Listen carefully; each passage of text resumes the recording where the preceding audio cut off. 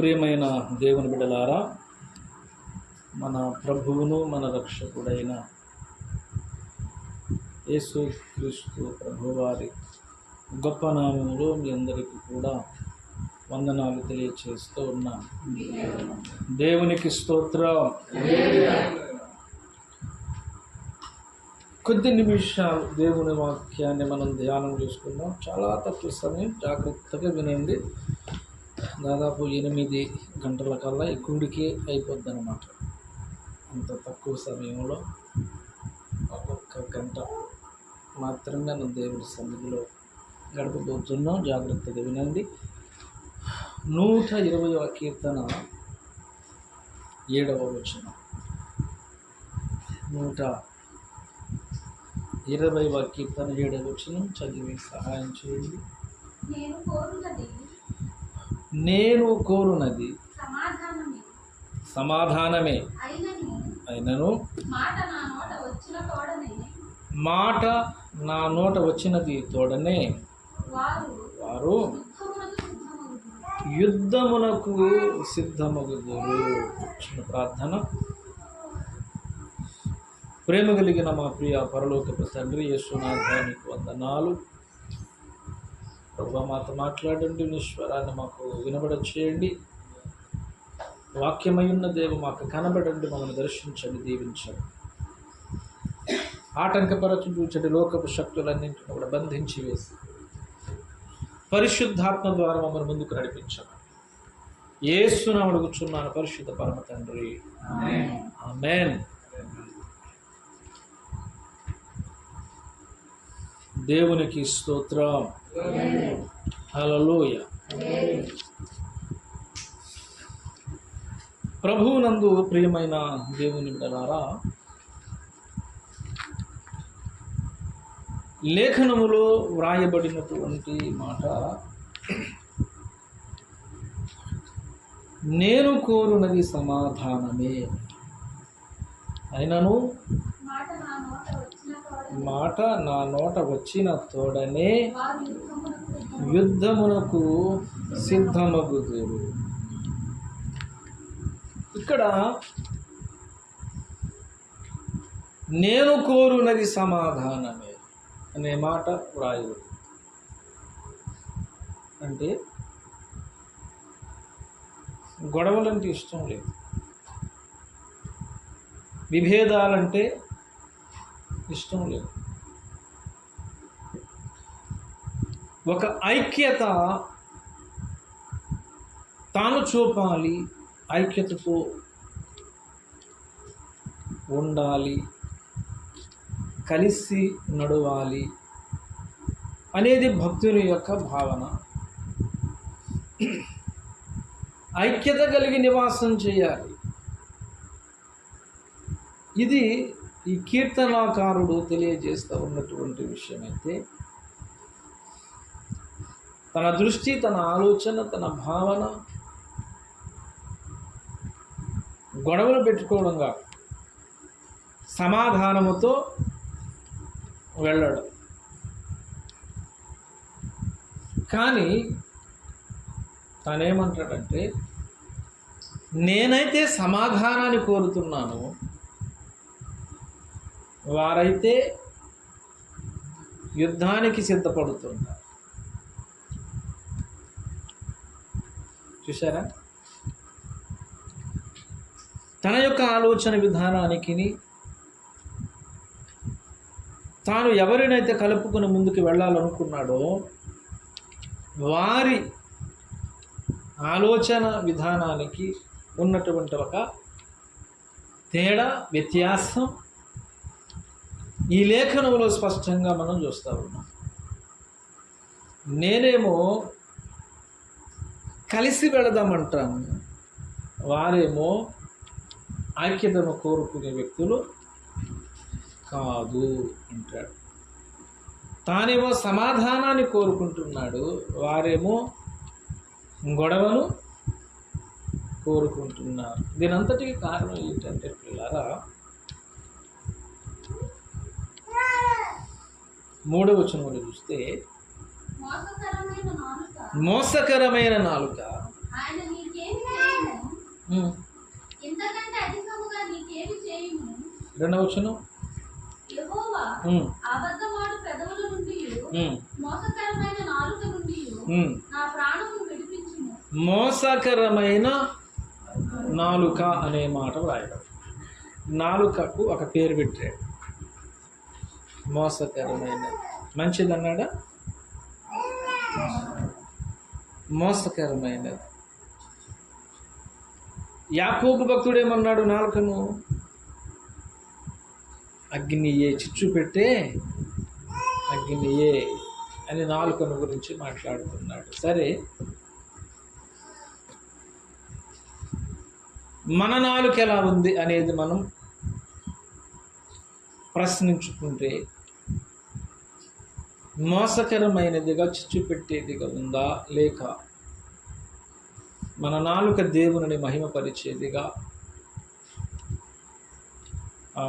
ఐక్యతను కోరుకునేదిగా ఉందా? మీ గురించి మీరే చెప్పుకోవాలా, మీ నాలుక ఎలా ఉంది అనేది. ఎవరికి తెలుస్తుంది? మీకు తెలుస్తుంది, ఇతరులకు కూడా తెలుస్తుంది. నాలుక విషయం అయితే, హృదయాంతరంగం గురించి అయితే మనం చెప్పలేం, కానీ నాలుక విషయం అయితే కనీస పరిచయం అందరికీ ఉంటుంది. అంతేనా? నీ నాలుక ఎటువంటిది అనేది నేను మిమ్మల్ని అడుగుతున్నా. మీ నాలుక ఎటువంటిది? మంచిది అనేది మీ సాక్ష్యం. అంతేనా? మాట్లాడరా? నా నాలుక చాలా మంచిది. నీ కన్నులు ఎటువంటివి అన్నాను. నా కన్నులు చాలా మంచివి. నీ ప్రవర్తన ఎటువంటిది? నా ప్రవర్తన చాలా మంచిది. సరే, మంచిదిగా ఉండాలనేది దేవుని వాక్యం. ఎలా ఉండాలనేది, నీ నాలుక మంచిదిగా, నీ కన్నులు మంచివిగా, నీ నడక మంచిదిగా ఉండాలనేదేగా దేవుని వాక్యం సెలవిచ్చేది. మనము ఎలా ఉన్నాం అనేదేమో పరిశీలన.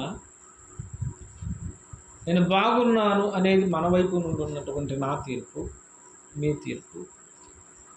నువ్వెలా ఉన్నావు అనేది దేవుని ప్రశ్న కదా. నీవు ఎలా ఉన్నావు అనేది. మరొక విషయం ఏంటంటే, ఎలా ఉండాలి. ఎలా ఉన్నావు అనేది దేవుడు అడుగుతాడు, ఎలా ఉండాలనేది కూడా దేవుడు చెబుతాడు. ఎలా ఉన్నావు అని దేవుడు అడిగినప్పుడు, నేను ఇలానే ఉంటాను అనేది నీ ప్రశ్న అయితే నష్టం కలుగుతుంది. నేను మారి దేవుని వాక్య ప్రకారంగానే జీవిస్తాను అన్నప్పుడేమో దేవుని అనుగ్రహం మన మీదకి వస్తుంది. రెండవది, మీరు ఇలానే ఉండాలని దేవుడు చెప్పినప్పుడు అలానే ఉంటాను అనేది మన సమాధానం అయితే దేవుడు మెచ్చుకుంటాడు. దేవుడు ఇష్టపడతాడా? మాట్లాడండి. వచ్చేసారా? చేయలేదా? అందుకే కాస్త నీరసంగా ఉన్నారా? నీరసంగా ఉన్నారా లేకపోతే సమాధానం చెప్పకూడదనా? దేవుని స్తోత్రం. హల్లెలూయా. రెండు ప్రశ్నలు. ఒకటి, మీరు ఎలా ఉన్నారు అనేది. రెండవది, నేను చెప్పినట్లుగానే మీరు నడవాలి. ఇలానే ఉండాలి. మీరు ఎలా ఉన్నారు అనేది ఒకటి, ఇలానే ఉండాలి అనేది మరొకటి. మీరు ఎవరినన్నా తీర్పు తీర్చారనుకో, ఎలా తీర్పు తీరుస్తారు? ఎలా తీరుస్తారు చెప్పండి. సరే, నన్ను గురించి మీరు తీర్పు తీర్చాల్సి వస్తుంది, ఏమంటారు?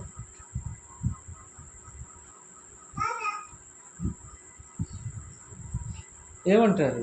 ఏమంటారా? సరే, మీకు తెలిసినటువంటి రెండు విషయాలు చెప్పండి. మీరు పలానా రెండు విషయాలు అయ్యగారు మీరు మార్చుకోవాలి, చెప్పండి.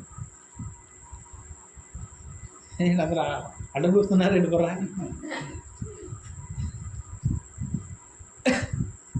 దేవుని స్తోత్రం. సరే, నా దగ్గరికి రావడానికి మీరు కాస్త సంకోచిస్తున్నారు కాబట్టి మీ గురించి నేను అడుగుతాను. ఫలానా విషయంలో శ్రీనుబాబును మార్చుకోవాలి అనేది మీరు చెప్పండి. ఏ విషయంలో? సురేష్ ఫలానా విషయంలో మార్చుకోవాలి, లతను ఫలానా విషయంలో మార్చుకోవాలి. ఈ ప్రశ్న అనేది మన మీదకి వచ్చినప్పుడు ప్రియులారా, ఎవరు కూడా తీర్పు తీర్చడానికి తెగించలేదు. అదే కదా, గుంపులో 4 మాటలు మాట్లాడమంటే మాట్లాడతారు తప్ప వ్యక్తిగతంగా ఏదైనా ఒక మాట మాట్లాడమంటే మాట్లాడు కదా. ఇప్పుడు ఇది ఒక గుంపు, ఒక తీర్పు, ఏదన్నా ఒక రచ్చబండ ఇక్కడ జరుగుతుంది అనుకోండి, అప్పుడు మాట్లాడామంటే లత ఆమె 4 మాటలు చెప్పి అనుష వచ్చి ఇలా అలా చేయి, ఇది కరెక్ట్ అని వాళ్ళు సరిగ్గా చెప్పట్లేదు. వస్తుందా రాదా? అదే పర్సనల్గా ఇద్దరు ఫలానా విషయంలో మారాలి అన్నప్పుడు చెప్పగలుగుతారా? పర్సనల్గా వచ్చేసరికి చెప్పగలుగుతారా? అప్పుడేమంటారు తెలుసా? మనకెందుకు తిప్పలు మా మీదకి వస్తుంది. అవునా కదా? 10 మందిలోనైతే 9 మందితో నేను ఒకడిని. అది ఒంటరిగా మాట్లాడాలంటే నాకెందుకు వచ్చిన గొడవది? కందకలేనిది కత్తిపేడకి వచ్చిందా? అప్పుడు సామెతలు గుర్తొస్తుంది. అవును కదా? పర్సనల్గా వచ్చేసరికి మనం ఎలా ఆలోచిస్తాము? దేవుని వాక్యం దగ్గరికి వచ్చేసరికి పర్సనల్గానే మాట్లాడదు. వాక్యం పర్సనల్ అన్నమాట, అంతేనే కదా? చాలా వ్యక్తిగతంగా దేవుని వాక్యం సూటిగా మాట్లాడద్దు అన్నమాట. అందుకని దేవుని వాక్యం కొంతమందికి నచ్చుతుంది, కొంతమందికి గుచ్చుతుంది. కొంతమంది ఏమంటారు? కొంతమంది ఏముంది నా గురించే అందులో నో డౌట్, నా గురించే. ఎందుకు నీ గురించి? అదే మనం మాట్లాడాం కదా, అందుకే నా గురించి సూటిగా హాయిగా చెప్పేశారు. నా గురించి అనే ప్రశ్న ఎప్పుడు వస్తుందంటే, దేవుని వాక్యంలో నుంచి ఏదో ఒక మాట నేరుగా ఆ వ్యక్తిని కొట్టినట్టుగా అనిపిస్తుంది అన్నమాట. తెలుస్తుంది. అవునా? అసలు పేతురు భక్తుడు ప్రసంగం చేసినప్పుడు దేవుని వాక్యము హృదయములలో పొడవబడి అని ఉంటుంది కదమ్మా. ఏమనుంది అక్కడ? పొడవబడి. ఎంతమంది అప్పుడు బాప్తిస్మం పొందారు అమ్మా? 3,000 మంది బాప్తిస్మం పొందారు. ఎంతమంది గుచ్చుకుంది వాక్యం? 3,000 మంది గుచ్చుకుంది. ఇప్పుడు మనకు ఇక్కడ ఉన్నారు చంద్రగుడు వాళ్ళు మాత్రమే ఎంతమంది ఉన్నారు? మీ 3, మీరు ఒక 5, సరిగ్గా 10 మంది ఉన్నారు మీరు ఇక్కడ. చంద్రగుడు ఈ 10 మందికి సూటిగా దేవుని వాక్యం గుచ్చుకుంది అనుకోండి, మీరైతే ఏం చేస్తారు? చెప్పరా? ఇప్పుడు చేస్తారా? అలాగా ఎంత వాక్యం చెప్తే మాత్రం ఇప్పుడు చేస్తారా? మరీ గుచ్చుకున్నట్టు మాట్లాడేస్తారా అంటారా? లేకపోతే ఆ 3,000 మంది ఎలాగైతే మారడానికి ఇష్టపడ్డారో, మార్పుకు మరొక్కసారి దేవుని వాక్యం నాకు అవకాశం ఇచ్చింది అని వాక్యాన్ని మీ మార్పునకు వినియోగించుకుంటారా? గుచ్చుకుందని బాధపడతారా? లేకపోతే మారడానికి ఇష్టపడతారా? నిజమేనంటారా? నిజమేనా? నువ్వు చంద్రగుడు ముడివేనా? దేవుని స్తోత్రం. హల్లెలూయా. ఎస్, అందరి కోసం 3,000 మంది ఆనాడు వాక్యముతో గుచ్చబడి మారు మనసు పొందితే, ఈనాడు 100 మంది మన కళ్ళ ముందు ఉన్నప్పుడు వాక్యం చెప్పినప్పుడు ఒకరికి గుచ్చుకుంటే ఒకరు 90 మందిని పెంట చేసేస్తారు. అవునా? గుచ్చుకుంటే అక్కడేం చేశారు? మారు మనసు పొందారు. ఇక్కడ గుచ్చుకుంటే వీళ్ళు ఏం చేస్తారు? గగ్గోలు పెట్టేస్తారు పట్టుకొని. అన్నయ్య నా కోసమే అన్నయ్య, ఇది సురేష్ అన్నయ్య నీకు తెలుసా అంట. అత నా కోసమే చెప్పారు అయ్యగారు, తెలుసా నీకు అంటే, అవునా అని.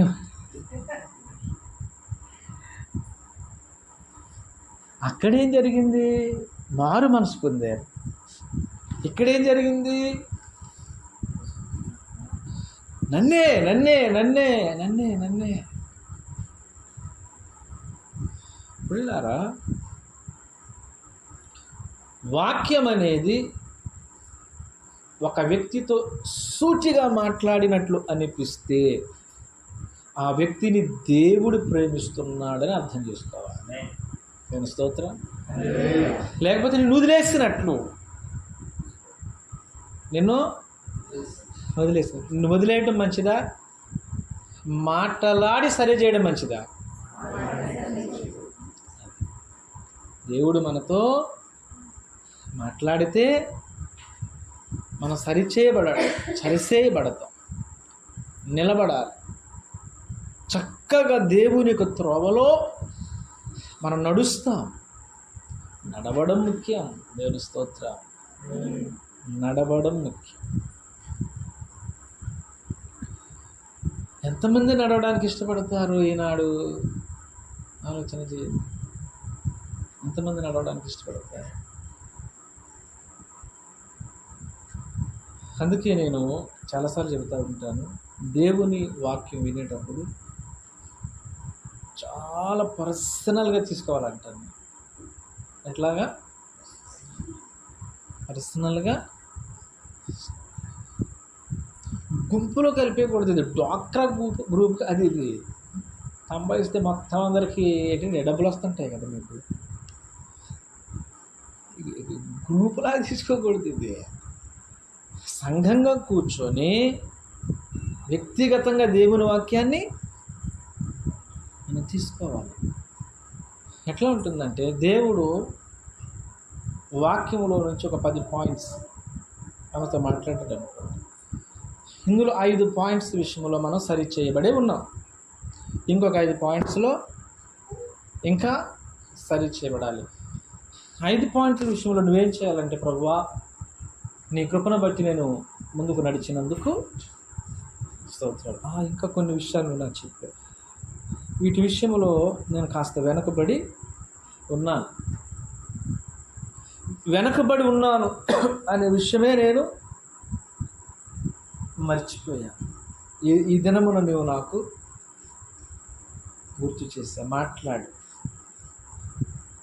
ఇప్పుడే మరలా నేను నీ వాక్యానికి లోబడి ముందుకెళ్ళను. నేను స్తోత్రం. ఇది మనము నేర్చుకోవలసినటువంటి విషయం. అంతే తప్ప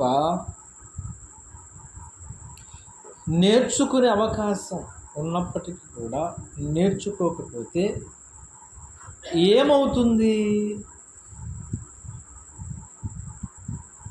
దేవుని వాక్యం ఎదుట ఒకానొక దినమున అవిధేయురాలుగా నిలబడతారు. అంతేనా? ఇది ఎప్పుడు మనకు అర్థమవుతుందంటే, ఏదో ఒక సరైనటువంటి పరిస్థితి వస్తుంది అన్నమాట. ఒక సమయం వస్తుంది. ఆ సమయానికి ఏ పాయింట్స్ అయితే నాకు అవసరం లేదని వదిలేస్తామో, అవి చేస్తుంటే ఈ పరిస్థితి వచ్చి ఉండేది కాదు అనేది అప్పుడు గుర్తుకొస్తుంది. కొన్ని పాయింట్స్ మనం వదిలేసాం కదా, అప్పట్లో నేను ఇది చేస్తుంటే ఈ సమయంలో నేను నిజంగా కరెక్ట్గా నిలబడి ఉండేదాన్ని, నాకు ప్రయోజనం జరిగేది నాకు. కానీ నేను అహమునకు పోయి, దేనికి? అహమునకు పోయి ఈ విషయాలను పెడచెవిని పెట్టి, పెడచెవి అనగా విని విడిచిపెట్టడం అని అర్థం. వింటాం కానీ విడిచిపెట్టేస్తాం. పెడచెవిని పెట్టడం ద్వారా ఇప్పుడు అవసరమైంది కానీ అప్పుడు వదిలేసాను కాబట్టి ఇప్పుడు చేయలేకపోయా. నేను చెప్పింది అర్థమైంది మీకు? చాలా సింపుల్గా, చాలా వాడుక భాష అన్నమాట నేను చెప్పేదంతా. అప్పుడు నేను అవలంబించుంటే ఇప్పుడు అది నాకు ఉపయోగపడి ఈ పరిస్థితులన్నిటిలో నుంచి బయటకు వచ్చేదాన్ని. కానీ ఇప్పుడు నేను ఇక్కడ చిక్కుబడి ఉన్నానంటే కారణం ఏంటి? చేయక. చేసి గెలుద్దామా, చేయక ఓడిపోదామా? చెప్పరా? చేసి గెలుద్దాం. చేసేటప్పుడు కాస్త కష్టంగా ఉంటుంది, అవునా కదా? చేసేటప్పుడు కష్టంగా ఉంటుంది. ఎప్పుడు కూడా దేవుని వాక్యం ఎట్లా ఉంటుంది? కష్టంగానే అనిపిస్తుంది. అందుకని దేవుని వాక్యాన్ని ఇష్టంగా వినాలి, భారంగా వినకూడదు. దేవుని వాక్యాన్ని చాలామందికి చాలా భారంగా ఉంటుంది వాక్యం అంటే. భారంగా వింటే ఎట్లా ఉంటుంది? దాని ప్రకారం బ్రతకడం చాలా కష్టంగా ఉంటుంది, అంతేనే కదా? భారంగా వింటే చేయడం కష్టంగా ఉంటుంది. ఇప్పుడు దేవుని బిడ్డలు అందుకనే ఇంచుమించు ఏంటంటే ఆదివారం చాలా విషయాలు చెప్తాను నేను మీకు, చాలా విషయాలు ఎక్కువ మీకు అర్థం కావాలని వాడుక భాషలోకి వస్తూ ఉంటాను ఎక్కువ. సరిగ్గా ప్రతి ప్రసంగం కూడా, ప్రసంగంలో ఉన్న ప్రతి విషయం కూడా తీర్పులోకి వచ్చేసరికి అర్థమవుతుంది అన్నమాట. ఎప్పుడు? తీర్పులోకి వచ్చేసరికి. తీర్పులో నమ్మి బాప్తిస్మం పొంది వాక్యానుసారంగా నడవకపోతే నష్టమేంటి అనేది కూడా ఆల్రెడీ చెప్పేసే ఉంటా. చెప్పందంటూ ఉండదు సాధారణంగా.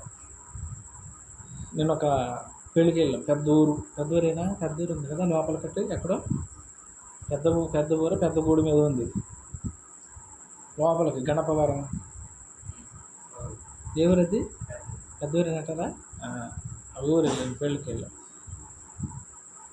నమ్మి బాప్తిస్మం పొందుకొని క్రిస్టియన్ మ్యారేజ్ చేసుకున్నటువంటి వ్యక్తి నిన్న అక్కడ వాళ్ళకి డ్యాన్స్ వేస్తున్నాడు. ఈ మధ్యన అదొక ఫ్యాషన్ అయ్యి, నాకు తెలిసిన వాళ్ళే నేను చూశాను కానీ వాళ్ళు చూడలే. మంచి మరి స్టెప్పుల్లో ఉన్నారు,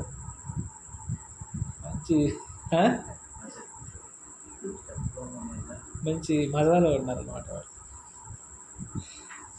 ప్రభుని నమ్మి బాప్తిస్మం తీసుకొని ఇంకా క్రిస్టియన్ మ్యారేజ్ చేసుకొని ఎక్కడ వేస్తున్నారు డ్యాన్స్? వెళ్ళి ఆ సినిమా పాటలకి డ్యాన్స్ వేస్తున్నారనమాట. ఆ వ్యక్తికి కూడా చెప్పేశాను ప్రసంగం కదా, నేను ఎప్పుడో చెప్పేశాను కదా, నమ్మినవాడు ఎలా ఉండాలి, దేవుని సన్నిధులు ఎలా బ్రతకాలి, ఆల్రెడీ అన్నీ చెప్పాయని వాళ్ళు వదిలేస్తారు. కానీ ఎప్పుడు వస్తుంది? అయ్యా తెలియదంటే మొత్తం క్యాసెట్ వస్తుంది అన్నమాట. నీ పెళ్ళికి ముందే నీకు ఇక నా కుమారుడు చెప్పినటువంటి మెసేజ్ ఒకసారి విను, నీ ప్రవర్తనను జాగ్రత్తగా కాచుకోను, వచ్చేస్తాయా మొత్తం. అంత సీరియస్గా తీసుకోలేదు నేను అంటే, నేను చాలా సీరియస్గా తీసుకున్నాను అంటాడు దేవుడు. వాళ్ళ విషయమే కదా, మీ విషయమైనా సరే, ఎవరి విషయమైనా సరే చాలా సీరియస్గా దేవుడు తీసుకుంటాడు ప్రతి విషయం కూడా. డాన్స్ ఇప్పుడు నేను వేసా, ఇప్పుడు కాదు. నాకు రక్షణ లేనప్పుడు కూడా కాదు, చిన్నతనంలో. అగో మీ ముందున్నవాడు స్టేజ్ కనబడితే డ్యాన్స్ వేసేవాడే, కనబడడు. ఆ పెళ్ళిళ్ళు అయినా ఇంకేదైనా సరే సౌండ్ వినబడితే చాలు స్టేజ్ ఎక్కేయడం, డాన్స్ వేసేయడమే. ఎక్కువ డ్యాన్స్ వేసేవాళ్ళు అప్పట్లో ఎక్కువ. రేపు ఫంక్షన్ ఏదైనా ఉందనగా ఈరోజు రాత్రి డ్యాన్స్ ప్రోగ్రామ్ ఉండేది ఎక్కడైనా సరే. అందరికంటే ముందే తయారైపోయేవాడు. ప్రభువులో మనం నడుస్తున్న కొలది మన జీవితాన్ని మార్చుకోవాలి. అనుభవాన్ని బట్టి ఏం చేయాలి? మన బ్రతుకు మనం మార్చుకోవాలి. బ్రతుకు మార్చుకోకపోతే ఎలాగా? ఇప్పుడు చిన్నప్పుడు నేను ఏదో డాన్స్ చేశాను కదా, ఇప్పుడు వేయాలి. ప్రభువులో ఆనందించాలి మనం. ఇప్పుడు లోకంలో కాదు. లోకం వేరు, దైవ సన్నిధి వేరు. ఉంటే లోకంలో ఉండాలి, లేకుంటే దేవుని సన్నిధిలో ఉండాలి. అక్కడైనా సరిగ్గా బ్రతకాలి, ఇక్కడైనా ఎక్కడ మనం ఉండేది. లోకంలో ఉందామా, ప్రభు సన్నిధిలో ఉందామా?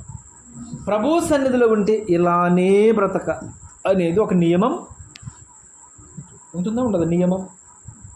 ప్రభు సన్నిధిలో ఇలానే ఖచ్చితముగా మీరు బ్రతకాలి అని ఒక నియమం ఉంటుంది. ఆ నియమాన్ని మనం తప్పకూడదు. నేను స్తోత్రం. తప్పకూడదు నియమాన్ని. చాలా పర్ఫెక్ట్గా బ్రతకాలి. చాలా. ఇక్కడున్న మీ అందరూ కూడా నడవాల్సినటువంటి మార్గం ఏంటో మీకు తెలుసు. చూసి నమ్మిన వానికంటే చూడక నమ్మిన వాడు ధన్యుడు అన్నట్టు, చూడక చెడిపోయిన దానికంటే చూసి చెడిపోతే ఎక్కువసేపు ఉంటుంది. నా మాట అర్థమైందా? కాలేదా? తెలియక నేను చేసి తిని కనుక క్షమించబెడుతున్నా అన్నాడు. ఎవరు చెప్పండి? ఎవరన్నారు? పౌలు. ఎలా? తెలియక చేశాను కాబట్టి క్షమించు. తెలిసి చేస్తే మాట్లాడరా? తెలిసి చేస్తే క్షమిస్తాడు దేవుడు? తెలిసి అయితే క్షమించుతాడు. మన సంఘాన్ని అయితే అసలు క్షమించు. ఇది మాత్రం 100%. చెప్పాలి. మీరు అనుకుంటారు అప్పుడు వేరే సంఘంలో ఉన్న తర్వాత వదిలిపోను అనుకుంటున్నారా? ఇట్లా అన్నీ చెప్పేస్తున్నారు. టేక్ ఇట్ ఈజీగా తీసుకుందామంటే మళ్ళీ వారం రిపీట్ అవుతుంది మళ్ళీ విషయం. నేను మర్చిపోకుండా బుర్రలోకి పంపించేస్తున్నారు దాన్ని. మర్చిపోదామన్నా సరే వీలు ఉండట్లా. దేవుని స్తోత్రం కలుగును గాక. హల్లెలూయా.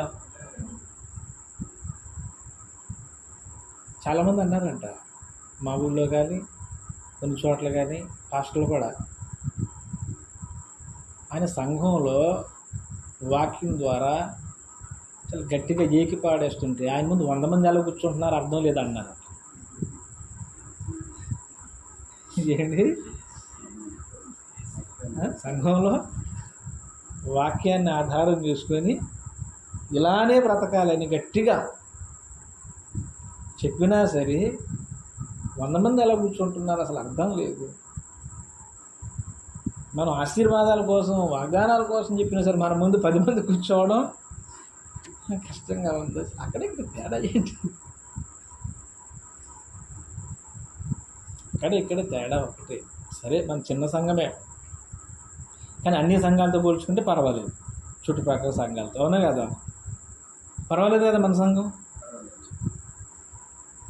మన సంఘానికి ఉన్నటువంటి ప్రాముఖ్యత, ఘనత ఏంటంటే దేవుని వాక్యము చేత ప్రతి ఆదివారం పొడవబడే కృపను దేవుడు మనకిచ్చాడు. పొడవబడు. దానివల్ల వచ్చింది ఏంటంటే వాక్యము చేత గాయమైన ప్రతిసారి కూడా ఆత్మీయ ప్రత్యక్షతను పొందుకోవడమే కాకుండా ఆత్మీయతలో మనం ఎదిగే ఆ కృప మనకు దొరుకుతూ ఉంది. దేవుని స్తోత్రం. వాక్యం నేర్చుకోవడమే కాకుండా మనం వాక్యానుసారంగా బ్రతకడానికి దేవుడు ఒక మంచి మార్గాన్ని మనకు ఆయన చూపించాడు. దేవుని స్తోత్రం. మనం చక్కగా ఎదగడానికి, పాపం అంటే రోత కలగడానికి, భయపడడానికి దేవుడు కృపను అనుగ్రహించాడు మనకు. దేవుని స్తోత్రం. అందుకని మనం చాలా జాగ్రత్తగా ఉండాలి. నడకలు కానీ మాటలు కానీ. ఇక్కడ మాటల కోసం చెప్పాడుగా, ఇక్కడైతే ఇక్కడ నాలుక కోసం చెప్పాడు. ఏ నాలుక అది? అవి మన దగ్గర లేవు కదా.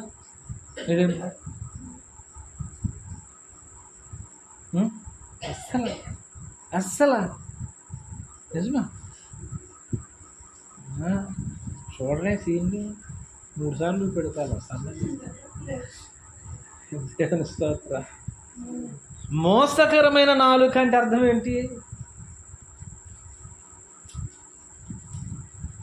కొండేలు పెట్టడం, చిచ్చు పెట్టడం కదా, వ్యాజ్యాలు కొంతమంది చూసారా, చాలా చిటిక్కుని పెట్టేస్తారు గొడవ. అత్తకి, కోడలకి, పక్కింటి వాళ్ళకి, ఎదిరింటి వాళ్ళకి. వీళ్ళేమో ఐస్ క్రీమ్ తింటూ హ్యాపీగా కూర్చొని ఉంటారు. కొంతమందికి శ్రవణానందం ఉంటుంది కదా. శ్రవణానందం అంటే ఎప్పుడు చెవికి ఒక గొడవ వినబడాలి. మూడు పిల్లలు దెబ్బలు ఆడుతున్నా సరే కంచి దగ్గరికి వెళ్ళి కప్పల్లా చూస్తూ ఉంటారు. లేదు కూర దగ్గర, గారి దగ్గర ఏదో చిన్న గొడవ అయిందనుకో,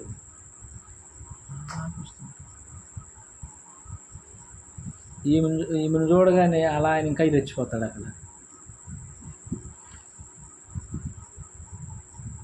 ఎందుకు గొడవ ఆడుతున్నారు అంటారు. మళ్ళీ ఏమంటారు కూర సరిగా ఉండొచ్చు అంటది వెళ్ళి. మళ్ళీ అసలు కూరలో ఉప్పు తక్కువైందని గొడవ పడుతుంటే వెళ్ళి ఏ మాట మళ్ళీ కూర సరిగ్గా, అప్పుడు ఎలా ఉంటుంది మళ్ళీ ఇంకా రెచ్చిపోతాడు. అంటే కొంతమందికి నోటి వాడుక భాషలు ఏమంటారు, అదే బాగా చెప్తుంది. దేవుని స్తోత్రం. నోటిని కాచుకునుము అంటాడు దేవుడు. నీ నోటిని కాచుకును. మీరందరూ నోటిని కాచుకునే వ్యక్తులేనా? నోటిని మనం ఏం చేయాలట? కాచుకోవాలి. నోటిని కాచుకోవడం ద్వారా మేలు మనకు జరుగుతుంది. గొడవలు పెట్టకూడదు. కుటుంబంలో గొడవలు ఉండకూడదు.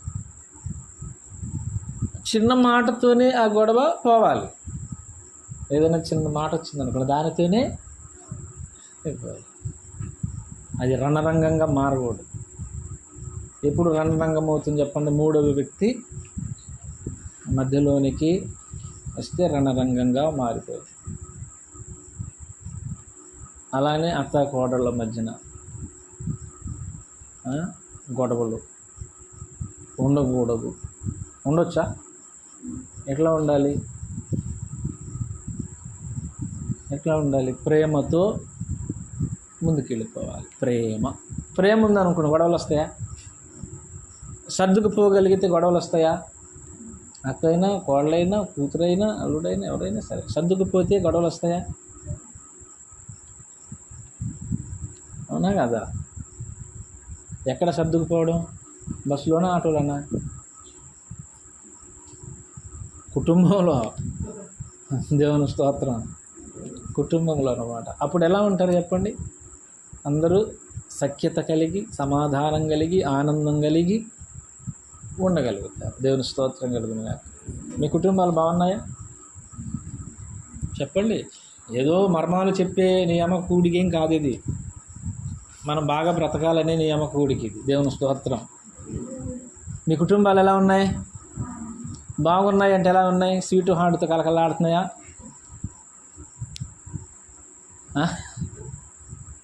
దేవుని స్తోత్రం. బాగున్నాయంటే దాని అర్థం ఏంటంటే గొడవలు లేకుండా సమాధానం కలిగిన వాటిలో సమృద్ధిగా చక్కగా మేము ఉన్నాం. దేవుని స్తోత్రం. కలిగిన దాని విషయంలో ఆనందంగా ఉంటే కుటుంబంలో ఎప్పుడు లోటు అనేది ఉండదు. అంతేనే కదా? నిన్న కారులో పాయిజన్ తీసుకొని 7 చనిపోయారు. పాయిజన్ తీసుకొని విషం తాగేశారు అన్నమాట. 7 భార్య, భర్త, పిల్లలు, అత్త, మామూలు, చిన్నపిల్లలు 1-2, మొత్తం 7 ఉన్నారు. ఒక ఫ్యామిలీ అన్నమాట. అదొక ఫ్యామిలీ, వ్యాపారస్తులు.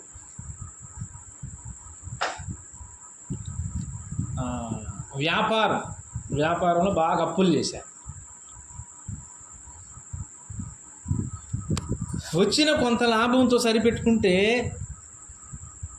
ఆ తిప్పలు ఇంకా ఎక్కువైపోవాలి. ₹1,00,000 అప్పు చేసే దగ్గర నీ స్టామినా ఎంత? ఒక ₹2,00,000 అప్పు చేస్తే ₹2,00,000 తీర్చగలవు. అంతవరకు వెళ్ళాలన్నమాట. నువ్వు ఎంత అయితే తీర్చగలవు? ఒక 2,00,000 అయితే తీర్చగలవు. నీ స్తోమతకు మించి 20 లక్షలు అప్పు చేసి ఇప్పుడు చేయగలవా?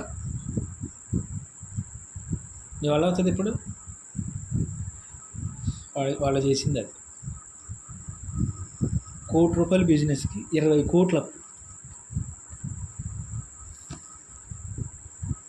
తీర్చగలరా చెప్పండి? చిన్నపిల్లలకి ఏం తెలుసు? వాళ్ళని కూడా ఏం చేశారు? వాళ్ళకు కూడా విషయం ఇచ్చేసి వాళ్ళనే చంపేశారు. వాళ్ళకేం తెలియదు. మరి డ్రింక్స్లో కలిపేశారు, మరి దేనిలో కలిపేశారు. చిన్నపిల్లలు చాక్లెట్లు కలిపించినా సరే ఏం చేస్తారు? హ్యాపీగా తినేస్తారు. కార్లో లాక్ చేసి చనిపోయినారు. ఏంటిది? చాలాసేపు నుంచి ఇక్కడే ఉందని మొత్తం చూస్తే మొత్తం అందరూ ఎంక్వైరీ చేస్తే అప్పుల బాధ తట్టుకోలేక మృతి. అందుకే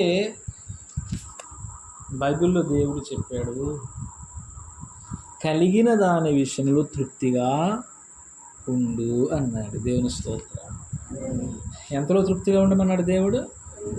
నీకెంత కలిగితే అంతలోనే తృప్తిగా ఉండు. వారానికి 2-3 సార్లు మాంసం తెచ్చుకుంటున్నారు, హ్యాపీగా ఉంటున్నారు, చక్కగా పనికి వెళ్తున్నారు, ఉద్యోగం అయితే ఉద్యోగానికి వెళ్తున్నారు, సాయంత్రం అయితే భార్య భర్తలు ఇంట్లో ఉంటున్నారు పిల్ల పాపలతో. దేనికంటే గొప్ప ఏముంది చెప్పండి? నాకు ఏముందా? మనం సిటీస్కి వెళ్ళినప్పుడు కానీ కొన్ని చోట్ల పెద్ద బిల్డింగ్స్ అలా చూసి అబ్బా 2 కళ్ళు చాలట్లేదు, ఎలాంటిది కడితే బాగుంటుంది. సరిగ్గా ఒక్కరోజు నిద్రపోతారా వాళ్ళు? సరిగ్గా ఒక్కరోజు. కొంతమంది అయితే ఎప్పుడు తెల్లవాళ్ళు గోర్ఖాల చూస్తూ ఉండాలి.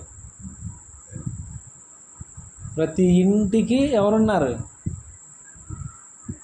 పెద్ద పెద్ద ఇళ్ళు, పెద్ద పెద్ద కొంపలు, గోర్ఖా. బయటికి రావాలంటే ఎవరుండాలి? బాడీ గార్డులు ఉండాలి. మరి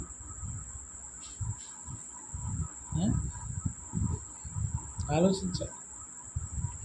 మనం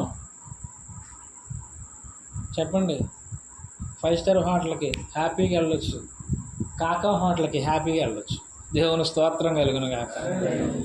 అవునా? అనుకుంటే ఎక్కడికి వెళ్ళిపోతారు మీరు? 5 స్టార్కి వెళ్ళిపోవచ్చా? ఎవడు ఆపేది ఉండదు. పక్కనే కాకా హోటల్ ఉంటుంది. ₹20 ఇడ్లీ తినటం, ₹200 ఇడ్లీ కూడా వాడు తినగలడా?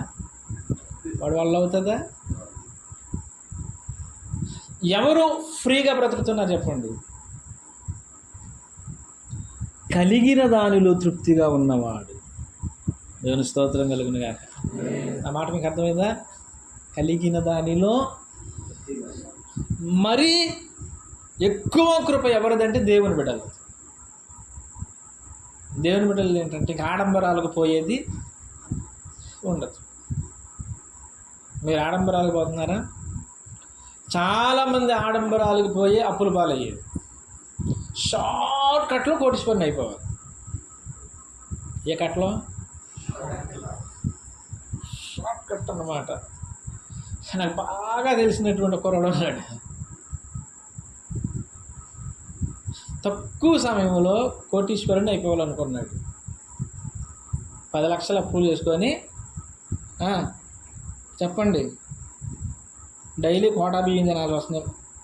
కోటా బియ్యం మనం తింటున్నాం అనుకోండి, ఆయన తినే కోటా బియ్యం వేరు. దేనికి అందలు వేసి తక్కువ సమయంలో ఎక్కువ నేను సంపాదించేయాలి. ఏమైంది? తనకే మనశ్శాంతి ఉండదు, తన కుటుంబానికి మనసు ఉండదు, చుట్టూ ఉన్న వాళ్ళకి మనశ్శాంతి ఉండదు. అవునా కదా? అప్పులోడు వచ్చాడు అనుకోండి, అతన్ని మీ అబ్బాయి మీ అమ్మాయి ఈ నప్పులు చేశారు, వాడు కట్టట్లేదు, మీరన్నా కట్టండి. అవునా కదా? ఒకడు నష్టపోయి కుటుంబాన్ని కూడా ఏం చేస్తారు? నష్టాల పాలు చేస్తారు. నెలకు 10,000 రూపాయలు సంపాదించి ఆ 10,000తో కుటుంబాన్ని హ్యాపీగా నడిపించుకోవడంలో ఉన్న ఆనందం దీనిలో ఉందంటారా? చెప్పండి నాకు. ఇంకేదేళ్ళ ఉందా? దేవునికి స్తోత్రం కలుగును గాక. ఎంత సంతోషం అది. సరే, మీరు 1,00,000 సంపాదించండి, కానీ జీవితం ఎలా ఉండాలి? ఆడంబరాల వైపునకు పోకుండా ఉండాలి. అంతస్తుల మీద దృష్టి పెట్టకుండా, అందలం మీద దృష్టి పెట్టకుండా దేవుడు చెబుతాడు, ఏ స్థితిలో నీవు ఉన్నావో మొదట ఆ స్థితిలో సంతోషించడం నేర్చుకోవాలంటాడు. దేవుని స్తోత్రం. నా మాట ఇప్పుడు అర్థమైంది మీకు? ఏ స్థితిలో ఉన్నావో ఆ స్థితిలో సంతోషించడం నేర్చుకోవాలి. మా ఊళ్ళో ఒకడు ఉండేవాడు, హైదరాబాద్ వెళ్ళి మంచి శాలరీ అండి, మంచి శాలరీ. మా ఊళ్ళకి ఐడియా వచ్చేస్తుంది, మంచి శాలరీ. అక్కడికి వెళ్ళిన తర్వాత 2 కార్లు కొన్నాడు. ఎన్ని? 2 కార్లు కొన్నాడు. మేమందరం ఫ్రెండ్సే చిన్నప్పటి నుంచి. 2 కార్లు కొన్నాడు. మంచి విలాసవంతమైన జీవితం. జాయిగా ఫ్యామిలీతో పబ్బులకి వెళ్ళటం మొదలెట్టాడు. పబ్బుకి వెళ్తే 2,000 అన్నమాట. రాత్రి అంతా మనం అక్కడికి వెళ్ళి తాగి గంతులు వేయడం అనమాట. అదే పబ్బులు. వెళ్ళినందుకు ఎంత? 2,000. పబ్బును బట్టి అన్నమాట. ఒక్కొక్కడికి ఎంతమంది వెళితే అన్ని వేలు కట్టాలి. విలాసవంతమైన జీవితం. విలాసవంతమైన జీవితానికి అలవాటు పడి తన శాలరీ కంటే ఎక్కువగా అప్పులు చేయడం మొదలెట్టాడు. కొద్ది కాలం అయిన తర్వాత ఉద్యోగాన్ని వదిలేసి అప్పుల బాధలు తట్టుకోలేక ఊళ్ళోకి పారిపోయి ఊళ్ళోకి పారిపోయి వచ్చేస్తే అప్పుడప్పుడు మేము తిరిగేది ఎప్పుడు మా వీధి తెలుసు కదా, స్ట్రైట్ వీధి. అటు తిరుగుతూ ఉంటే వాళ్ళ ఇంటికి 2-3 కార్లు వస్తూ ఉండేవి అన్నమాట. 4 రోజులకు ఒకసారి, 15 రోజులకు ఒకసారి 2-3 కార్లు వస్తుంది. ఎవరు అంటే ఏమనుకున్నా, కొలీగ్స్. ఎవరో ఇది బాగా అలవాటైంది అందరికీ. ఎవరు వాళ్ళు? కొలీగ్స్. మా సర్కిల్ అక్కడ మామూలుగా ఉండదు. 3-4 సార్లు వచ్చిన తర్వాత అరవటం మొదలెట్టారు వాళ్ళు. అప్పటి వరకు ఏమని చెప్పారు? మా కొలీగ్స్ అని, ఇదని అదని చెప్పేవాడు. తర్వాత అరవటం మొదలుపెట్టారు. ఆ ఎరుపు ఈ ఎరుపు బయటకు వస్తే తర్వాత తెలిసిన అలా అప్పులు. ఆ 2-3 కార్లలో కూడా ఎవరు? ఫైనాన్స్ వాళ్ళు 2 కార్లు పట్టుకెళ్ళిపోయారు. అప్పు తీరిందా? తీరలేదు. మేనత్త దగ్గర డబ్బులు తీసుకున్నాడు, ఆ డబ్బులు ఇవ్వలేదు.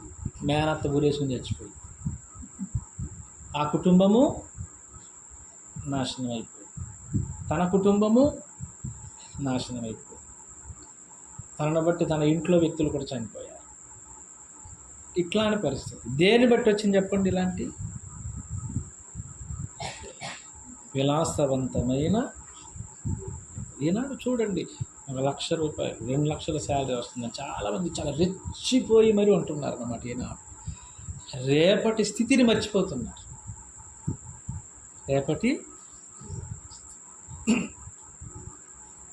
అందుకే దేవుడు ఏమంటాడంటే వాక్యంలో, మొదట నీ స్థితి ఎలా ఉందో చూసుకోవాలంటాడు.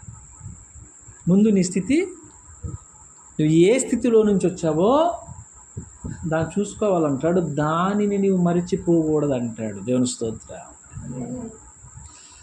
ఆ స్థితిలో నువ్వు సంతోషంగా ఉండడం నేర్చుకోవాలంటాడు. ఎక్కడి నుంచి అయితే వచ్చావో, ఏ స్థితిలో నుంచి వచ్చావో ఆ స్థితిలోనే సంతోషంగా, ఎంత ఎదిగినా ఏ స్థితిలో ఉండాలంట, మన ప్రారంభ పరిస్థితి ఎలా ఉందో ఆ స్థితిని మరచిపోవద్దు అంటాడు. మర్చిపోకుండా ఉంటే నిజంగా అది చాలా ఉన్నతమైన జీవితం అవుతుంది. దేవుని స్తోత్రం కలిగిన. కానీ ఈనాడు ఉన్నారు అలాగా? ఉంటున్నారా? చాలామంది ఎలా ఉన్నారు? కాస్త వాళ్ళు ఆర్థికంగా బలపడినప్పుడు అందరినీ మర్చిపోతున్నారు, వారి స్థితిని కూడా మర్చిపోతున్నారు. రేపటి స్థితి ఎలా ఉండబోతుందో అనేది కూడా విడిచిపెట్టేస్తూ ఉన్నారు. దేవుడు ఏమంటున్నాడు? ఆడంబరాలకి పోతే నష్టాల పాలైపోతారు. ఆ స్థితి అనేది ఎవడికి రాకుండా ఉండడానికే దేవుడు మనకేం చెబుతాడంటే, నీకు కలిగిన దానిలోనే సంతృప్తిగా ఉండాలి. దేవుని స్తోత్రం. అప్పుడు మన కుటుంబాలు ఎట్లా ఉంటాయి? ఆనందంగా ఉంటాయి. దేవుని స్తోత్రం. నేను ముగించేస్తూ ఉన్నాను. సరే, మీ కుటుంబాలు ఎలా ఉన్నాయి? వెంకటలక్ష్మి గారు చెప్పండి, మీ కుటుంబం ఎలా ఉంది? చాలా సంతోషంగా అన్నమాట. మీరమ్మా? చాలా ఆనందం. మొత్తం మీద ఒక పెద్ద చంద్రయ్యడానికి ఒక పెద్ద కుటుంబం అయిపోయింది మీది. దేవుని స్తోత్రం. ఒక పెద్ద కుటుంబం, ఒక ఉమ్మడి కుటుంబం. సంతోషంగా ఉన్నారా లేదా? ఇక్కడ స్పెషల్ కుటుంబమే కదా మరి వీళ్ళది. ఇది కూడా ఉమ్మడి కుటుంబమే. ఎలా ఉన్నారు మీరు? చాలా సంతోషం. దేవుని స్తోత్రం కలుగును గాక. అవును కదా? సంతోషంగా ఉన్నామా లేదా? ఈ సంతోషానికి కారణం దేవుడు. అంటే దేవుడు అంటే దాన్ని మీరు ఎలా వివరిస్తారు? దేవుడు అనేది దేవుని వాక్యము ఏదైతే నాకు బోధిస్తుందో దానికి నేను కట్టుబడ్డాను కాబట్టి మీదున్నవి పైనున్నవి నా మైండ్లోకి రా. నేను ఏ స్థితిలో ఉన్నానో ఆ స్థితిని బట్టి ఆనందిస్తాను. దేవుని స్తోత్రం. హల్లెలూయా. బండి ఉన్నవాడు సైకిల్ తొక్కుతూ ఉన్నటువంటి వ్యక్తిని చూసి ఏం చేయాలి తెలుసా? అతనికంటే గొప్ప స్థితిలో నేను ఉన్నందుకు దేవానికి స్తోత్రం అనుకోవాలి. దేవుని స్తోత్రం. అంతేగాని ఎగురుతున్న ఫ్లైట్ని చూడకూడదు. బండి వేసుకెళ్తూ ఫ్లైట్ లేనందుకు విచారపడకూడదు. అవునా? అదే అన్నమాట మనం ఆలోచించే విధానం. మనకంటే తక్కువగా ఉన్న వ్యక్తిని మనం చూసినప్పుడు మనం చాలా ఎక్కువగా కనబడతామా? చెప్పరే? అవునా కదా? అంటే మనకంటే తక్కువగా ఉన్న వాళ్ళు కొన్ని కోట్ల మంది ఉన్నారా లేదా? అంటే ఆ కోట్ల మందితో మనం పోల్చి చూసినప్పుడు వాళ్ళకంటే నేను చాలా ఎక్కువ, చాలా రిచ్ అండి నేను అనుకోవాలి. అది దేవుని స్తోత్రం. నిజమా కాదా? మీరున్నటువంటి స్థితి, ఆ స్థితి కంటే చాలా తక్కువలో ఉన్న వాళ్ళు కోట్ల మంది ఉన్నారా? వాళ్ళతో మీరు పోల్చి చూసినప్పుడు మీరు ఏ స్థితిలో ఉన్నట్లు? చాలా ఉన్నతమైన స్థితి అన్నమాట. ఇప్పుడు ఆలోచన చేసుకోండి, మీరు ఏ స్థితిలో ఉన్నారు? మాట్లాడరే? అబ్బా, పెద్ద పెద్ద బిల్డింగ్ల మీదే ఉంది చూపు అంతా. దేవుని స్తోత్రం. వాళ్ళతో పోల్చుకున్నప్పుడు మీరు ఏ స్థితిలో ఉన్నారు? ఒక మాట చెబుతాను. పెద్ద పెద్ద చర్చెస్ ఉంటాయి కొన్ని. గౌరీపట్నం టెంపుల్ ఉంది కదా, ఆ గుడి ముందు ఎంతమంది ఉంటారు జనం? ఎంతమంది ఉంటారు? అక్కడ అడుక్కునే వాళ్ళే అనేక మంది ఉంటారు. ఉంటారా? 2 అన్నదానం కోసం దానం చేస్తుంటే వచ్చి భోజనం చేయాలనుకునేవాళ్ళు అనుకునేవాళ్ళని కాదు, ఇంకా చాలామంది ఉంటారు అక్కడ. ఎవరు మాకు భోజనం పెడతారా? 2 తల్లిదండ్రులు చూడనటువంటి, అంటే తల్లిదండ్రులను చూడగా చాలామంది అట్లా పెద్ద వయసు కలిగిన వాళ్ళు చాలామంది ఉంటారన్నమాట. అనేక చోట్ల. ఇట్లాంటి అన్ని విషయాలను మనం కంపేర్ చేసుకొని మనం చూస్తూ ఉన్నప్పుడు మనకు అనిపించేది ఏంటంటే, ఇట్లాంటి వ్యక్తులు దేశంలో, ప్రపంచంలో చాలామంది ఉన్నారు. కానీ నేను ఏ స్థితిలో ఉన్నానంటే అటువంటి 10 మందికి పెట్టే స్థితిలో నేనున్నా. దేవుని స్తోత్రం కలుగున. ఈ సంతృప్తి అనేది ఎవరికైతే ఉంటుందో నిజంగా అతని ధనవంతుడు. దేవుని స్తోత్రం కలుగున. ఎవరు ధనవంతులు చెప్పండి? సంతృప్తి కలిగి బ్రతికేవాడే ధనవంతుడు. 1 కోటి రూపాయలు కలిగి పిసినారైన వాడు ధనవంతుడేమీ కాదు. పెట్టగలిగిన స్థితి ఉంది నాకు, 10 మందికి పెట్టగలిగిన స్థితి ఉంది. లేని వానికి కూడా ఇవ్వగలిగిన స్థితి, ఒక 10 రూపాయలు ఇవ్వగలిగిన స్థితి నాకుంది. వాడే నిజమైన ధనవంతుడు. అది దేవుని బిడ్డలుగా మనం పొందాల్సినటువంటి ఒక ఉన్నతమైన స్థితి. దేవుని స్తోత్రం కలుగును గాక. సరేనా? అలానే ఉందాం మనం, చెప్పండి. ఉందాం అలాగా? సంతృప్తిగా ఉంటారా? దేవునికరంగా ఉంటారా? ఆశీర్వాదకరంగా ఉంటారా? దేవుడు దీవించును గాక. ఆమేన్. ప్రార్థన చేసుకుందాం. చిన్న ప్రార్థన.